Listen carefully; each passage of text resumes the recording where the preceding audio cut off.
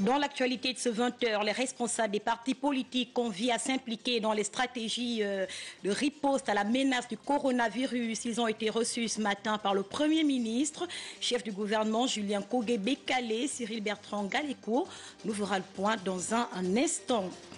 Dans le journal également, les questions d'accès au logement descendent pour tous avec l'appui des banques commerciales. Au cœur d'une séance de travail ce matin, le ministère de l'Habitat, Henrique Bokoko signera ce reportage.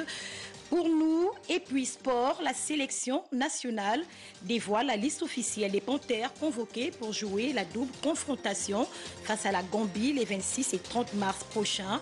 Eh bien, le service des sports nous en parlera dans un instant. Voilà pour les titres. Bonsoir à tous et bienvenue dans ce journal. Santé en ouverture, l'urgence oblige. Le gouvernement de la République multiplie des stratégies de riposte face à la menace du coronavirus. Le Premier ministre a convié à cet effet les responsables des partis politiques. Le compte rendu de Cyril Bertrand Galécourt, Bertin Osega. Ils étaient tous là, sinon presque, les responsables des partis politiques et leurs représentants à cette réunion d'information initiée par le gouvernement en rapport avec le Covid-19. L'épidémie qui a près de 115 000 cas contaminés à travers le monde avec plus de 5 000 décès n'épargne pas l'Afrique. Une menace sérieuse pour le Gabon qui recommande au gouvernement d'impliquer toutes les forces vives de la nation dans la prévention et la sensibilisation autour de l'épidémie. Vous êtes des leaders d'opinion. En cette qualité, le gouvernement compte sur votre force ainsi que sur celle de vos partis respectifs. Si à ce jour aucun cas n'a été déclaré sur le sol gabonais et qu'aucun Gabonais dans un pays au monde n'est touché par le Covid-19, cette crise sanitaire qui s'est mue en crise économique et aggravante a amené les autorités à prendre certaines mesures. La fermeture provisoire de l'ensemble des frontières nord pour sécuriser les populations extrêmement mouvantes dans cette partie du territoire. Gouverner, c'est prévoir et mieux vaut prévenir que guérir. En appelant à l'Union la République pour contrer une éventuelle épidémie à coronavirus au Gabon, la communication du chef du gouvernement a eu des avis mitigés. Malgré l'interpellation d'un acteur politique vis-à-vis du Premier ministre, que nous avons des petites interrogations à formuler, il a dit c'est terminé et il est sorti. Eh bien, je dirais que oralement, si je puis dire, nous sommes suffisamment armés maintenant pour essayer de faire, comme il a souhaité, de la pédagogie. Petite déception. Pour l'heure, il convient de suivre les mesures de prévention suivantes, comme se laver les mains avec du savon ou un gel désinfectant et arrêter les gestes d'affection, comme s'embrasser. À Tchibanga, dans la province de la Nyanga, au sud du Gabon, le comité provincial du plan de riposte à l'épidémie du Covid-19, réuni autour du gouverneur de province, président du DIC, comité, objectif, mettre en place des équipes venant à intervenir en cas de cas suspect. La correspondance de Gildas Biviga. Il s'agit ici du comité provincial du plan de riposte à l'épidémie du Covid-19, réuni autour du gouverneur de province. Objectif, mettre en exécution les instructions du chef de l'État, notamment dans le domaine de la sensibilisation. Au cours de cette rencontre technique, l'occasion a été donnée au préfet du département de Mouti de faire lecture du document émanant du conseil présidentiel. Le fait face actuellement à l'épidémie causée par la propagation du virus Covid-19. Conscient des risques attachés à cette épidémie, particulièrement des dangers auxquels nos populations sont exposées, le chef de l'État, son Excellence Ali Bongo Ondimba, a mis en place un dispositif devant permettre de juguler ces risques. Il s'est agi donc pour le gouverneur de province de mettre en place des équipes de travail prêtes à intervenir en cas de détection du virus. On a mis des équipes de travail parce qu'il y a des questions en suspens qui ne peuvent pas être débattues en assemblée générale, donc ça nécessite qu'on mette des petites commissions pour réfléchir sur les questions précises. Et les instructions, c'est qu'on se mette réellement au travail, l'épidémie à nos portes. À ce titre, les populations ont donc été invitées pour l'instant à respecter les conditions d'hygiène, bien qu'aucun cas n'a encore été déclaré au Gabon. Vous enregistrez probablement un cas d'épilepsie dans votre lignée familiale, une maladie qui touche toutes les tranches d'âge à divers degrés. Question, quelles en sont les causes? Cassia Sandong et Hervé Nzigué ont fait le tour de la question pour nous. Elle dure entre 5 et 7 minutes. Il s'agit de l'épilepsie, une maladie à caractère neurologique qui se manifeste par la répétition des crises dites épileptiques. Pas très connue des populations gabonaises, la crise la plus fréquente est la convulsion. Le malade, d'abord, il pousse le cri et puis il devient très tonique, dur, et puis il commence, n'est-ce pas, à convulser, fait des crises tonico-cloniques. Et parfois, vous observez, il y a une déviation conjuguée de la tête et des yeux, comme s'il fixait quelque part. Ça peut arriver chez des enfants, ils font ce qu'on appelle des absences. L'enfant, il est là en train de jouer et quelques moments, il perd tout contact, il reste dans le vide. Aujourd'hui, les épileptologues se réjouissent de la panoplie des médicaments désormais mis à la disposition des patients. Plusieurs cas d'épilepsie peuvent néanmoins être soignés si le traitement est bien suivi. Lorsqu'on reçoit des malades, c'est des malades conçus sur une longue durée. Ils prennent leur traitement. Le traitement peut aller 5 ans, 10 ans. Lorsque vous êtes épileptique, ne jamais arrêter ce traitement. Lorsque les crises sont absentes depuis plus de 2 ans et que le malade est sous le traitement, on peut penser, n'est-ce pas, à réduire les doses, voire arrêter ce traitement. Mais on a vu des malades qui sont suivis avec nous. Depuis 5 ans, ils ne font plus leur crise épileptique. Selon l'OMS, l'épilepsie concerne près de 50 millions de personnes dans le monde. Au Gabon, les statistiques de cette maladie sont inexistantes et la prise en charge des patients reste une problématique entière.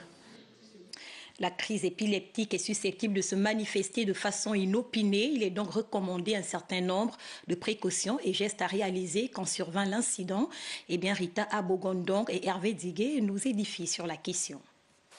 Peu de personnes ignorent réellement les gestes efficaces et adaptés pour porter assistance à une personne en crise épileptique. Si face à vous, quelqu'un arrivait à faire une crise, voici la conduite à tenir.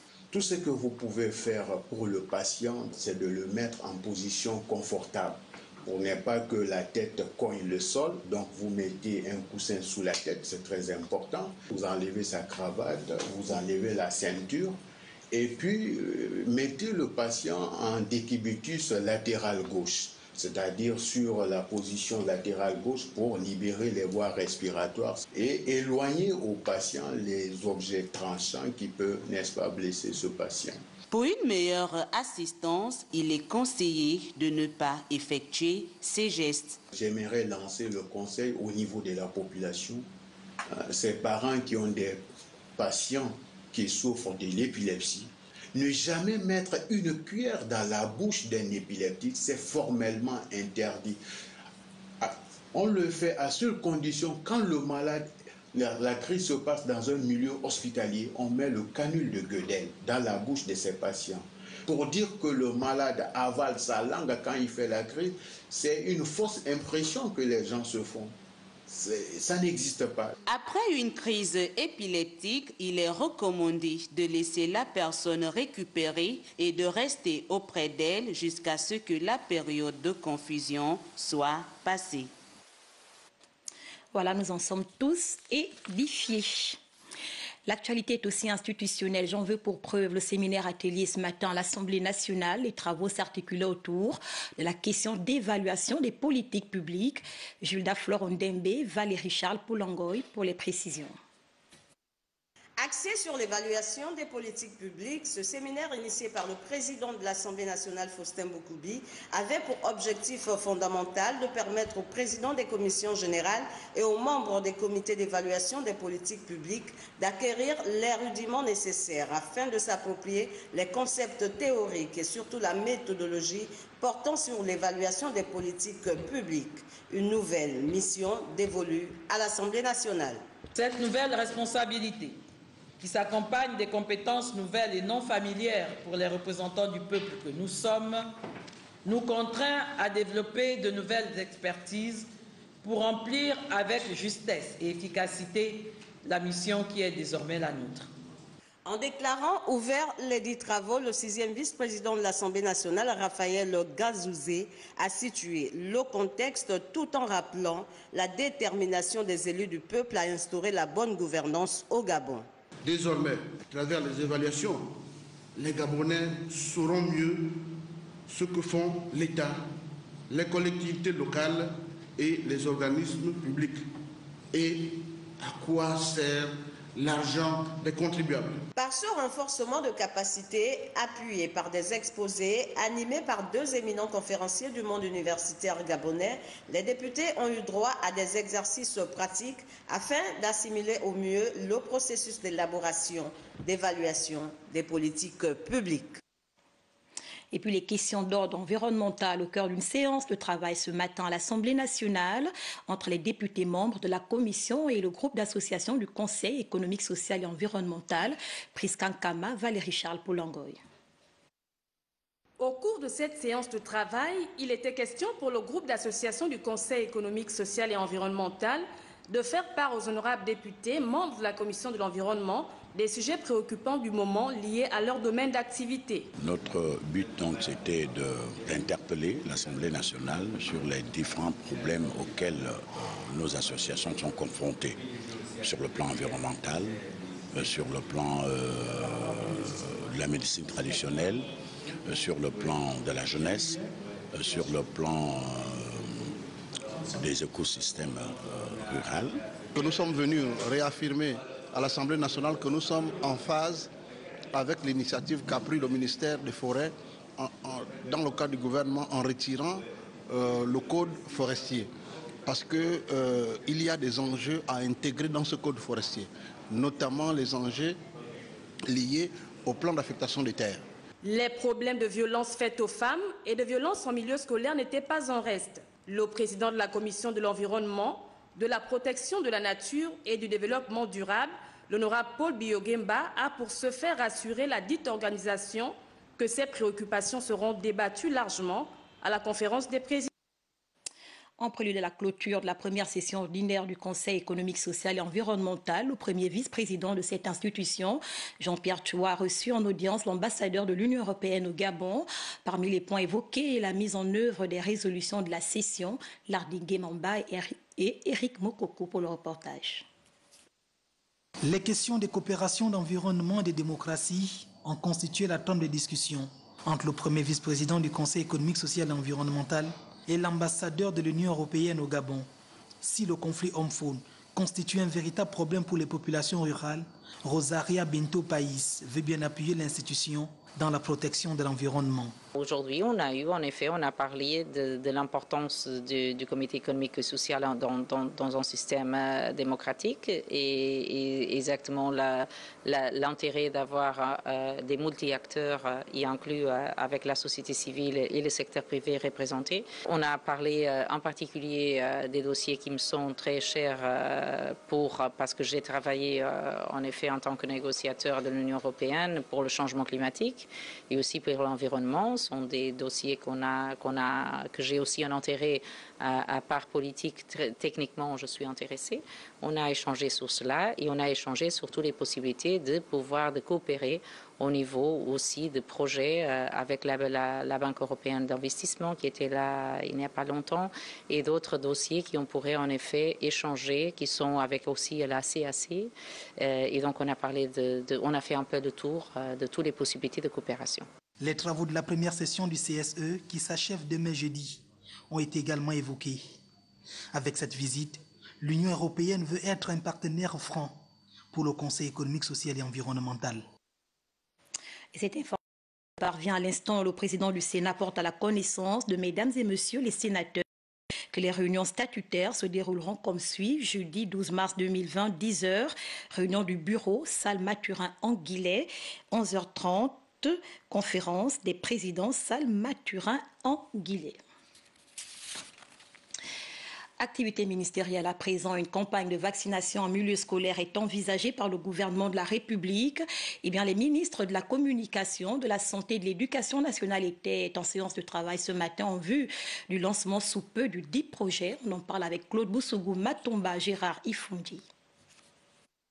Une campagne de vaccination pour les élèves du primaire et du secondaire sera lancée très prochainement.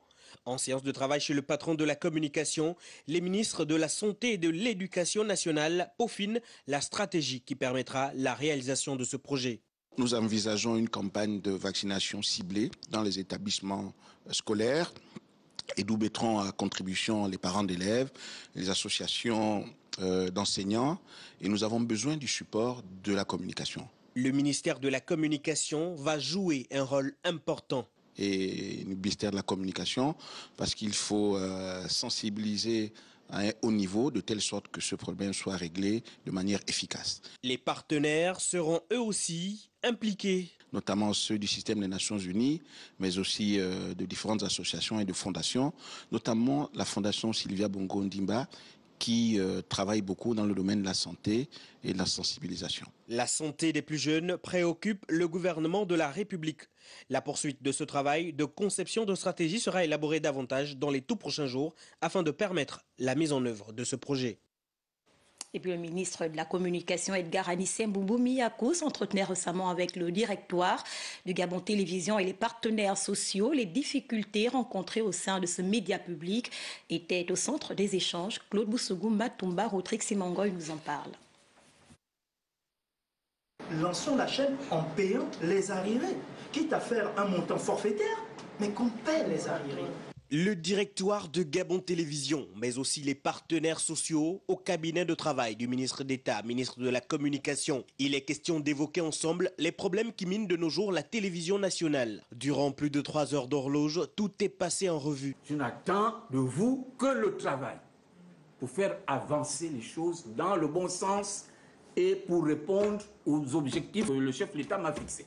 En m'envoyant ici comme ministre. Et nous avons compris que effectivement, notre maison était en crise morale. Une crise morale, une crise qui peut, si rien n'est fait, emmener à aller dans des directions qui ne permettent pas un climat apaisé et social au sein de la maison. Pour les partenaires sociaux, c'est une rencontre jugée agréable. Nous avons eu un ministre d'État à l'écoute. Et il a été également à la hauteur de cette rencontre parce qu'il a pu toucher le cœur de chacun de nous. Chaque responsable et chaque partenaire social a pu mesurer la gravité dans laquelle nos comportements peuvent impacter la bonne marche de la maison. Un arbre à palabres au cours duquel le membre du gouvernement a pu trouver des réponses à certaines préoccupations. La télévision gabonaise doit repartir sur des nouvelles bases afin de retrouver ses lettres de noblesse, a conclu Edgar Anissé Mboumbou Miakou. Au ministère de l'Habitat, l'échange ce matin entre le ministre de tutelle Léon Armel Bounda Balonzi et le représentant résident de la Banque africaine de développement. Des échanges qui ont fait place à une séance de travail portant sur la mise en route du projet d'accès au logement décent pour tous avec l'appui des banques commerciales. Compte rendu, Henrik Bokoko, Victor Mundunga. Une maison pour tous, le concept vaut son pesant d'or et est au cœur de cette entrevue entre le ministre Léon Armel Bounda Balonzi, en charge du pont Habitat, et le représentant de la Banque de développement au Gabon. Des échanges nourris qui se sont poursuivis au cours de cette séance de travail. Le besoin, il est immense. Les solutions peuvent être à notre portée, mais il faut être perspicace. Il faut un modèle économique pour financer tout ça. Une étude approfondie a été menée au préalable quant à la déclinaison de cette vision du président de la République. Ceci étant, tout salarié bancarisé pourra prétendre à un logement décent et en être propriétaire. Les gens restent auprès de leur banque commerciale. Je pense qu'il y en a 6-7 ici au Gabon. Et ce sont au travers de ces banques auront accès à notre guichet, au travers de la CDC, et permettre à ces banques commerciales de pouvoir venir nous présenter ces projets immobiliers et d'obtenir ce financement à très long terme, donc à savoir plus de 20 ans, et à des taux d'intérêt très bas, de l'ordre de 5%. Dans la matérialisation de ce projet, plusieurs acteurs entrent en ligne de compte, à l'image de la Caisse de dépôt et de consignation, CDC. C'est un guichet qui permettra à des personnes qui sont déjà titulaires de comptes bancaires dans les banques commerciales et qui donc font l'objet d'un portefeuille de prêts qui sera disponible auprès des banques commerciales, qui sera donc refinancé auprès du guichet de refinancement de l'habitat. Donc, il n'y a personne qui pourra être exclu de ce mécanisme. Le mécanisme est en marche. La commission dédiée mènera un travail de fond dans la vulgarisation et l'enregistrement des dossiers. Le but étant d'offrir la possibilité d'obtention d'une maison à titre définitif à chaque travailleur. Dans le reste de l'actualité, parlons éducation. L'école publique Ntoum 2 s'enrichit d'un nouveau bâtiment. La construction de l'édifice est le fruit de la coopération entre le Gabon et le Japon, chiffré à 50 millions de francs CFA. Betty Onzembe, Richard Moubiwa pour le point. La construction de ce bâtiment vient résoudre la problématique de la capacité d'accueil de l'école publique Toum 2. L'infrastructure est composée de 3 salles de classe, toutes équipées. Elles peuvent recevoir chacune 40 élèves. Il nous revient de conserver jalousement ces dotations afin qu'elles servent aussi bien aux générations actuelles qu'à celles à venir.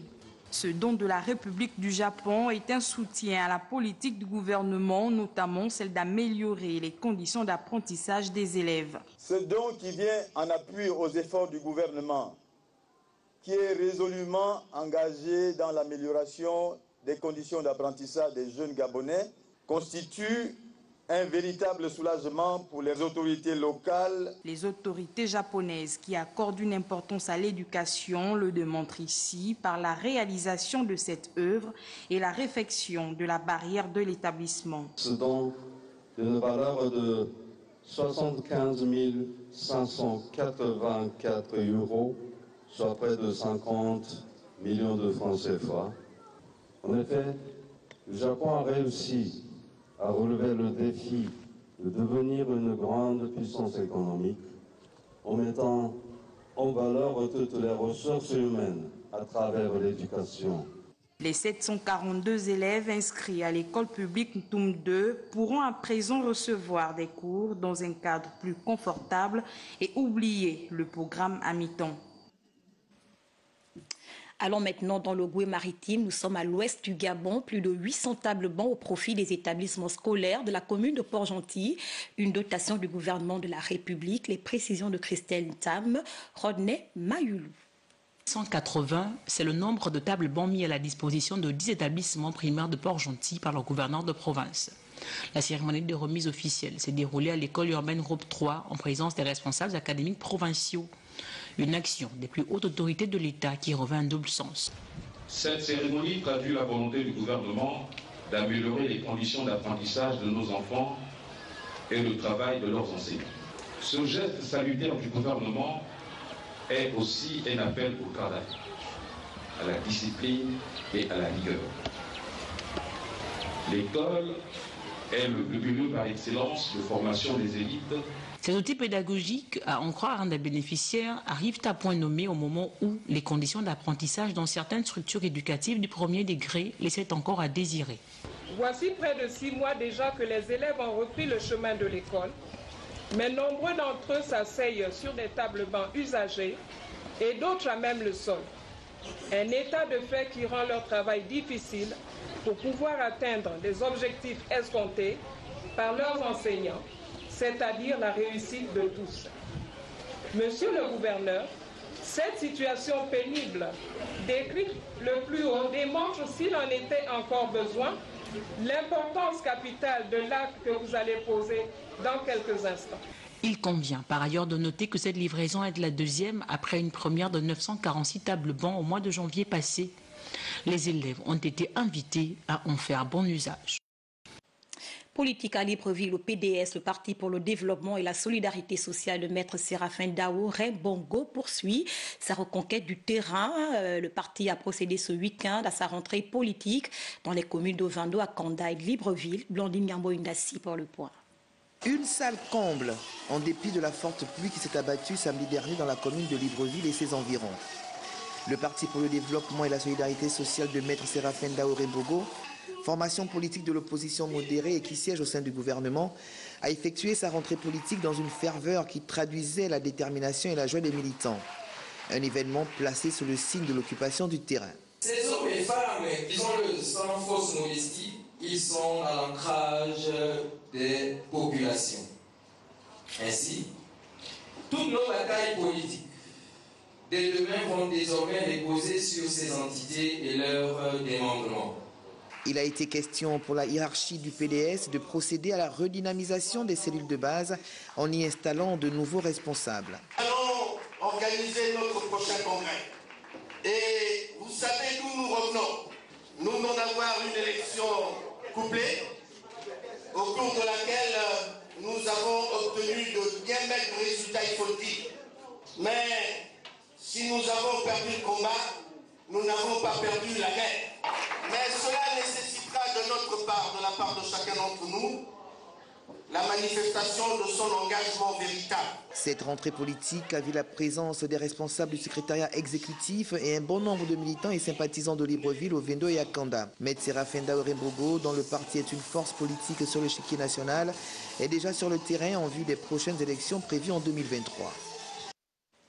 Et on parle culture. À présent, au nombre des activités de la Journée internationale de la femme, nous vous proposons ce focus axé sur l'adhésion progressive des femmes au métier de photographe, restreint autrefois au genre masculin. Et bien aujourd'hui, les photographes sont omniprésents dans la plupart des espaces de la capitale. Ce soir, le portrait d'une photographe gabonaise avec Kenikanga Boussamba Gérard Manganga.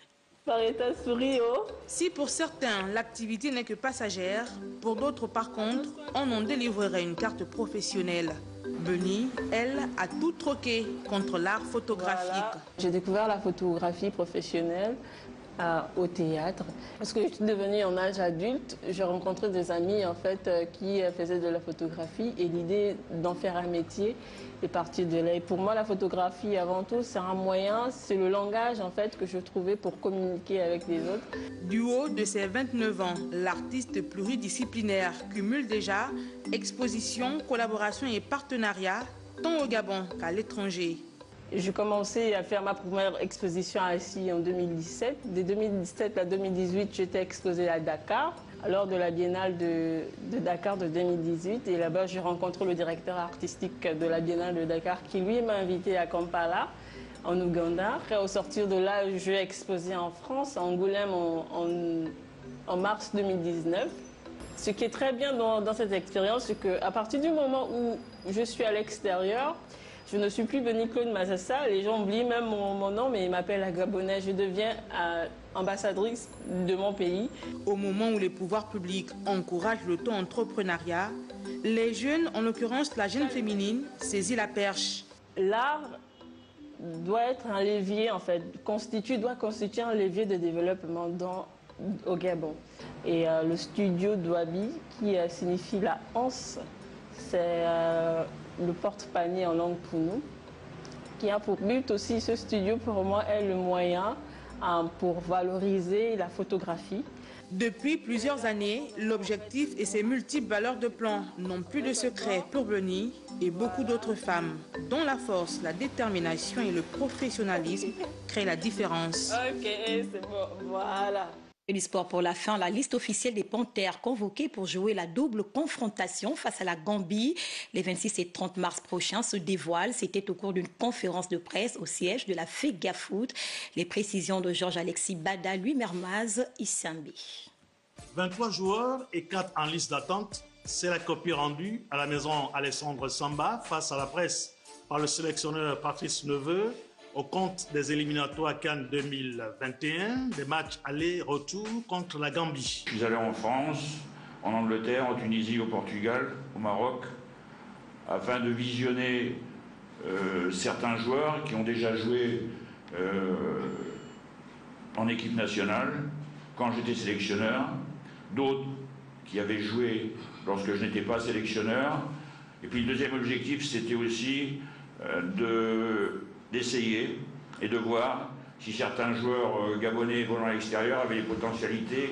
Dans le contenu, le gros du groupe reprend présent avec le capitaine Pierre-Emerick Aubameyang et les retours au poste Malik venant au fond de l'attaque, André Poko, retour de blessure dans le secteur médian, et Amonome qui supplée Bitseki Moto.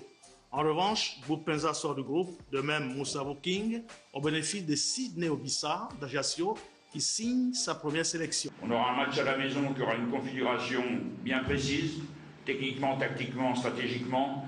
Et là-bas, à Banjul, aussi la configuration, ce sera tout un autre match. Le sélectionneur national se rassure que le bagarreur Poko n'aura pas brûlé son protocole de reconstitution. Tant mieux pour l'équipe nationale, orpheline de son apport après sa grave blessure. Voilà pour l'essentiel de l'actualité. Avant de nous séparer, le rappel des titres tout de suite. Les responsables des partis politiques conviés à s'impliquer dans les stratégies de riposte à la menace du coronavirus. Ils ont été reçus ce matin par le Premier ministre, chef du gouvernement, Julien Kogué-Bekale. Dans le journal également, les questions d'accès au logement décent pour tous, avec l'appui des banques commerciales, au cœur d'une séance de travail ce matin au ministère de l'Habitat. Et puis nous avons parlé sport. La sélection nationale a dévoilé la liste officielle des Panthères convoqués pour jouer la double confrontation face à la Gambie les 26 et 30 mars prochains. C'est la fin de ce journal. Nous vous remercions pour votre fidélité. Excellente soirée chez vous. À demain 20h.